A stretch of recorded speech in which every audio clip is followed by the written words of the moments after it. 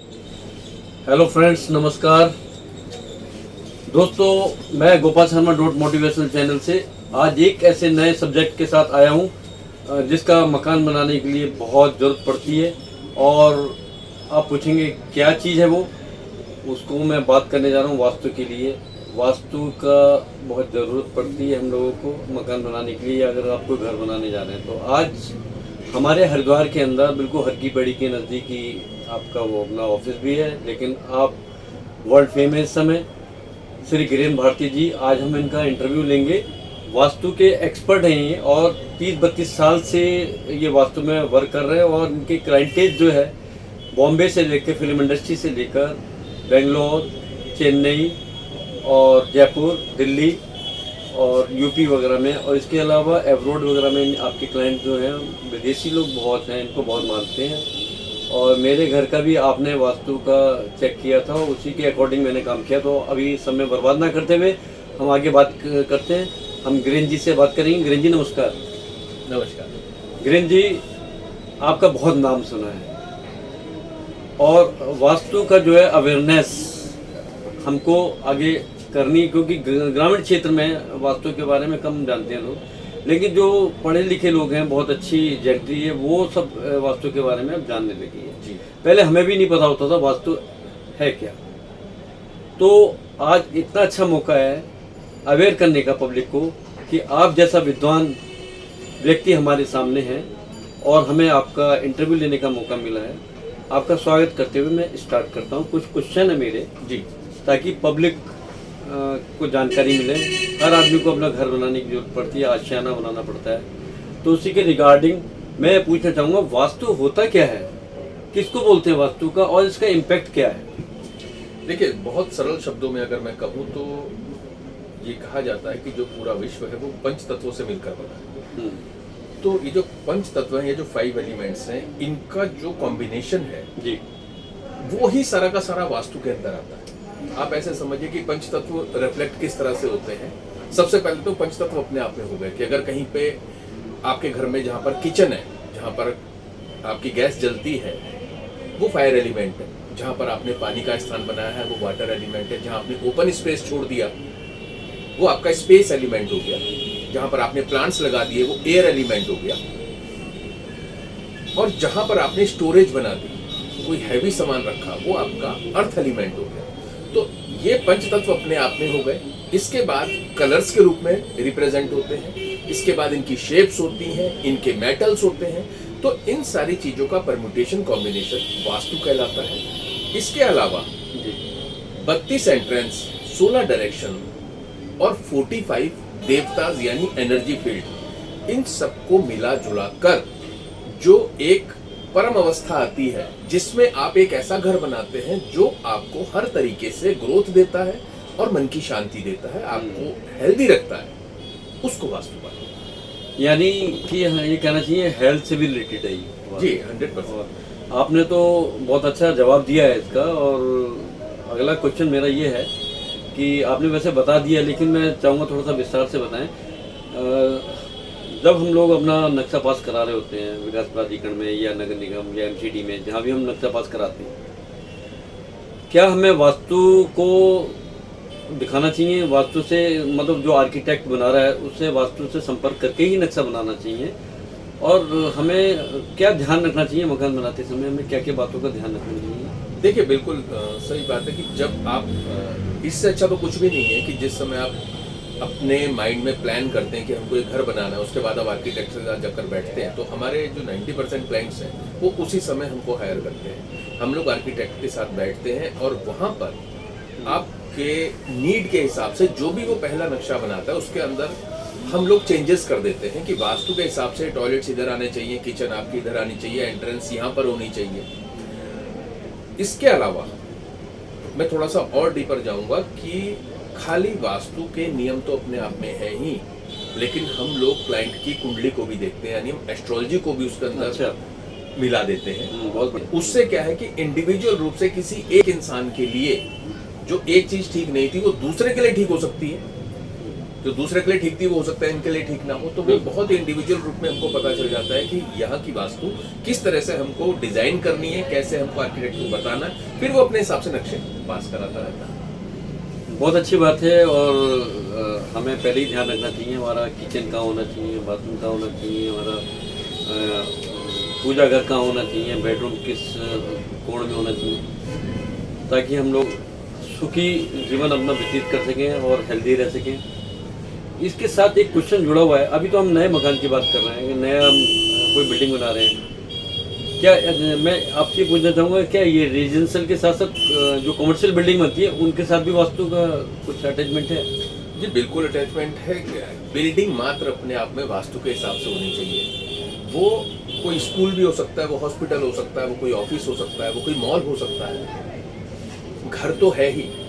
वैसे प्राचीन काल में जो वास्तु का इस्तेमाल मंदिर बनाने के लिए किया जाता था, ताकि कोई एक जगह ऐसी हो जहां पर कोई इंसान जाकर थोड़ी देर के लिए अपने आप से कनेक्ट हो सके, बिल्कुल अपने मन को शांत अवस्था में ला सके। कालांतर में उसके बाद राजाओं ने उसका इस्तेमाल करना शुरू कर दिया और उसके बहुत बाद जाकर ये प्रजा के काम में आना शुरू हुआ, यानी आम लोगों की जद में पहुंचा। तो आप जिस वास्तु को देखते वो इतनी आसान नहीं था कि किसी ने लिख दिया और हर आदमी ने उसको अप्लाई करना शुरू कर दिया। इसको बहुत लंबा समय लगा है जनमानस तक पहुंचने में। तो ये एक्चुअली मंदिरों के लिए, मंदिरों, लेकिन आज की तारीख में हर एक बिल्डिंग जो बनती है उसमें वास्तु का होना अनिवार्य है। दोस्तों आप देख रहे हैं motivational channel, Gopal Sharma .motivational channel देख रहे हैं आप, और चैनल को आप सब्सक्राइब जरूर कीजिएगा। और वास्तु के से रिलेटेड वीडियो जो आप देख रहे हैं, हमारे जो ग्रीन जी हमें बता रहे हैं, अगर आपको वीडियो अच्छी लगे तो जरूर लाइक कीजिएगा और अधिक से अधिक शेयर कीजिएगा। अगला सवाल मैं करूँगा कि जो बहुत पुराने भवन हैं, बहुत पुरानी बिल्डिंग्स हैं, जो 50-50 साल पुरानी हैं, पुराने किले हैं, उनमें वास्तु का क्या पहले ध्यान नहीं दिया गया था, उन लोगों ने ध्यान नहीं देते थे उस समय। अगर अब वास्तु का पूर्व निर्मित भवनों में वास्तु का हमें ध्यान रखना हो तो हम अब कैसे एडजस्टमेंट करेंगे? नहीं देखिए, वैसे मैं बता दूं आपको, पूर्व निर्मित अगर नॉर्मल भवन है तो हो सकता है वहाँ ध्यान ना रखा गया हो, लेकिन जब एक रिसर्च करी गई तो ये पता चला कि जितने पैलेसेस थे उन सब में राजाओं का जो बेडरूम होता था वो नॉर्थ डायरेक्शन में होता था। अच्छा, तो इससे ये पता चला कि जनरली आप वास्तु किताब पढ़ेंगे तो उसमें नॉर्थ में बेडरूम नहीं होता, लेकिन राजाओं के बेडरूम उन्होंने नॉर्थ में क्यों बनाए? तब ये पता चला कि जो प्रजा का जो बेडरूम था वो साउथ वेस्ट में बताया गया। अच्छा, तो हमको किताब में साउथ वेस्ट में बेडरूम बताते हैं। साउथ वेस्ट स्किल का जोन है। अच्छा, प्रजा क्या करेगी? अपने स्किल का इस्तेमाल करेगी पैसा कमाने में। किसके लिए? राजा के लिए, राजा के लिए, जो नॉर्थ में सो रहा है। राइट। तो आप ये समझिए कि ये जो नियम है ये बदलते गए, लेकिन आज की तारीख में सोशल मीडिया की वजह से सारे के सारे नियम आउट हो चुके हैं। तो हर कोई जो बेस्ट है वो आपको नॉलेज देना चाहता है। रही बात इसकी कि जो ऑलरेडी भवन बन चुके हैं और अगर उसमें किसी तरह का दोष है और लोग परेशान हो रहे हैं तो उसको किस तरह से दूर किया जा सकता है, तो इसमें बहुत सारी रेमेडी की टेक्निक्स होती हैं। आपकी प्रॉब्लम कैसे हो सकती है कि आपकी एंट्रेंस गलत डायरेक्शन में हो, आपके टॉयलेट गलत डायरेक्शन में बन गए हो, आपकी किचन गलत जगह पर हो, तो उसके लिए बहुत सिंपल रेमेडीज होती हैं। डेफिनेटली अगर कोई एफिशिएंट वास्तु वाला आपको मिलता है तो वो बिना किसी तोड़ फोड़ के उसको पूरी तरह से ठीक करा सकता है। इसमें कोई भी प्रॉब्लम लेने की जरूरत नहीं। बहुत अच्छी बात है। और इसका मेरा अगला सवाल है, वास्तु का देखने में, मैं देख रहा हूँ उसको, वास्तु के बारे में सुन भी रहा हूँ, देखता भी हूँ।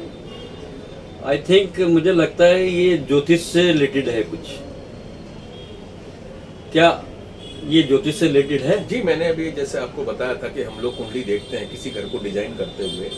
ये आप ऐसे समझिए कि एक घर बना हुआ है। लोग हमसे अक्सर कहते हैं कि यार हम तो 20 साल से घर में रह रहे हैं, 15 साल हमने इसमें बहुत पैसा कमाया, 5 साल से हम लोग बहुत परेशान हैं। तो भाई वास्तु कहाँ से चेंज हो गई? हमने तो कोई चेंज ही नहीं कराया इसमें, इसी घर से हमने सब कुछ कमाया, तो आप कैसे कह सकते हैं इसकी वास्तु खराब है?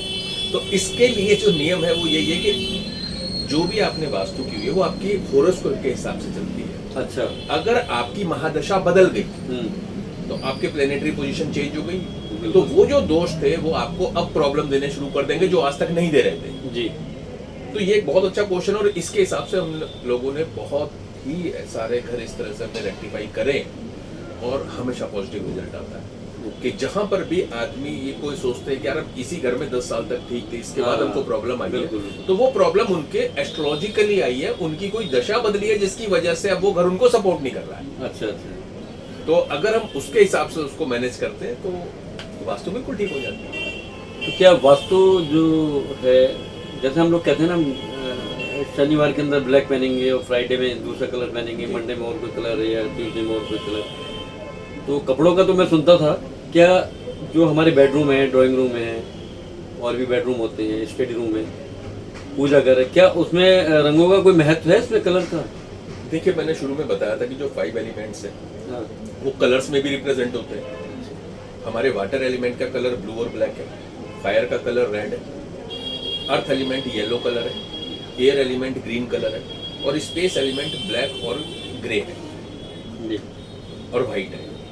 अब ऐसी सिचुएशन में अगर आपने फायर के जोन के बेडरूम में, सपोज कीजिए आपने साउथ में बेडरूम बनाया और आपने वहां पर ब्लू कलर का पेंट कर दिया या ब्लू कलर के पर्दे लगा दिए, तो आपका एलिमेंटल बैलेंस खराब हो जाएगा, आपकी लाइफ में बहुत सारी प्रॉब्लम्स आनी शुरू हो जाएगी। अच्छा, नॉर्थ का जोन मनी और अपॉर्चुनिटी का जोन है, ओके, वाटर एलिमेंट है, आपने वहां पर रेड कलर का सोफा रख दिया तो आपको पैसे आने में प्रॉब्लम होगी, नौकरी में दिक्कत आ सकती है। इस तरह से जो हमारी 16 डायरेक्शंस हैं वो अच्छा। अलग अलग एलिमेंट को रिप्रेजेंट करती हैं। एलिमेंट का मतलब कलर हो गया, कलर, तो जो उस जोन का कलर है आपको वो ही कलर वहां पर करना है। मैं तो बहुत छोटी सी बात बताता हूँ कि अगर मेन गेट आपका, सपोज किसी का नॉर्थ ईस्ट में हम कहते हैं बहुत अच्छी होती है डायरेक्शन, आपने नॉर्थ ईस्ट का मेन गेट बनाया और मैरून कलर का पेंट कर दिया, ओके, तो आपको और ज्यादा प्रॉब्लम्स आनी शुरू हो जाएंगी बजाय उसका फायदा मिलने। मैरून कलर से, सिर्फ मैरून कलर से। ओहो, तो अच्छा। कलर का इतना महत्व है। वैसे क्या कलर रहना चाहिए मेन एंट्रेंस पे? ज्यादातर लोग बनाते हैं तो मेन एंट्रेंस पे क्या कलर रहना देखिए, सबसे बढ़िया तो है लाइट क्रीम या ऑफ व्हाइट कलर। अगर आप कहीं पे भी कराते तो, या बेज कलर होता है जैसे अच्छा। लाइट में, तो उसको तो आपको कहीं पर पूछने की भी जरूरत नहीं है, उसको आप कहीं भी करा सकते हो, वो न्यूट्रल कलर से। लेकिन अगर आप डार्क में कहीं भी जा रहे हैं तो फिर आपको दिशाओं का ज्ञान होना अवश्य जरूरी है, नहीं तो मैंने बहुत ज्यादा ऐसी प्रॉब्लम्स देखी हैं। या साउथ ईस्ट एक ऐसी डायरेक्शन है, अगर उसमें आपने ब्लैक या ब्लू कलर कर दिया गलती से, तो कोर्ट केसेस शुरू हो सकते हैं, ओके, एक्सीडेंट्स हो सकते हैं, फायर से रिलेटेड प्रॉब्लम हो सकती है, कैश क्रंच हो सकता है। अच्छा। तो कलर इतना इंपॉर्टेंट है। मैं आपसे एक सवाल ये करना चाह रहा हूँ कि प्लॉट लेकर तो बता दिया, जैसे हमने आपको बताया कि आपने प्लॉट लिया और आर्किटेक्ट से हमने किया, हमने कैसे कैसे हमें क्या करना वास्तु के हिसाब से। जो बिल्डर्स हैं हमारे, वो फ्लैट्स बना रहे हैं, उसके अंदर रूम्स ऐसे होते हैं कि नॉर्थ में जैसे मान्यता है, पुरानी प्राचीन मान्यता है कि नॉर्थ में सिर रख के सिराने, जो जिसको बोलते हैं सिराने, सिर करके नहीं सोना चाहिए। तो मैंने देखा कई फ्लैट्स में ऐसा देखा, मैंने बेड को सेट किया अपने, लेकिन वो नॉर्थ में ही सिराना जाता है। तो उस कंडीशन में हम क्या करें, क्योंकि उसका सिराना नॉर्थ के अलावा और कहीं फिक्स नहीं हो सकता है। तो उस कंडीशन में आप थोड़ा सा हमें जो है ना सब्सक्राइबर्स उनको बताइए। देखिए, पहले तो मैं इस बात की साइंस आपको समझा दूं कि ऐसा बोलते क्यों है। हमें बोला जाता है कि साउथ की तरफ हेड करके सोएं।